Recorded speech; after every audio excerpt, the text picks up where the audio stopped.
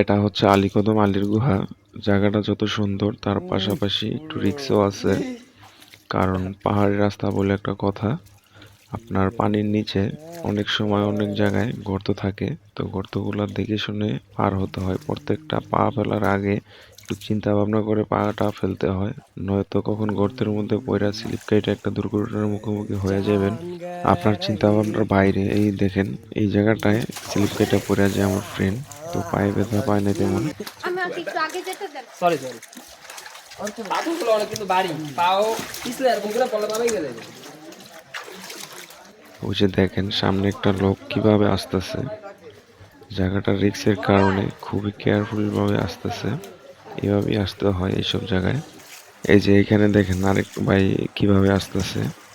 জায়গাটা খুবই ডেঞ্জারাস একটা জায়গা, যতটা সুন্দর তার পাশাপাশি একটু রিস্কের ব্যাপার স্যাপার আছে। তো আপনারা আসলে সতর্কতা অবলম্বন করে আসবেন, নয়তো যে কোনো মুহূর্তে একটা দুর্ঘটনার মুখোমুখি হয়ে যেতে পারেন। ট্যুরে আসলে আপনারা এইসব জায়গায় যখন আসবেন তখন আপনারা ইংলেট ব্যবহার করবেন। ফুটবল খেলার যে ইংলেটগুলো আছে ওগুলো আপনারা ব্যবহার করবেন, তাইলে আর এই সমস্যাগুলো অনেকটাই কমে যায়, তেমন একটা ভয় থাকে না তখন আর। এই যে এইখানে দেখতে পাচ্ছেন মই ভাইয়া অনেকে নিচে নামতেছে, এইখানে তারা উপরে গেছিল। যে এই রহস্যজনক একটা উপরে গুহা আছে, ওই গুহাটা দেখার জন্যই সবাই উপরে গেছিল।